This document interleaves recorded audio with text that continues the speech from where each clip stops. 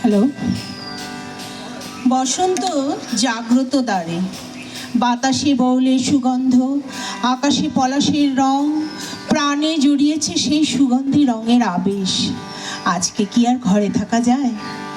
এশিয়ার পশ্চিম আকাশে অন্য এক রং, অন্য এক গন্ধ, সেই রঙের আগুনে, সেই গন্ধ বারুদে।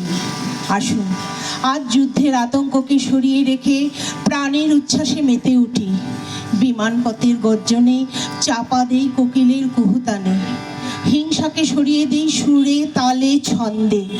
জয় হোক মানবিকতার, জয় হোক প্রাণ স্পন্দনের, জয় হোক আমাদের সুকোমল মনোবৃত্তিগুলি।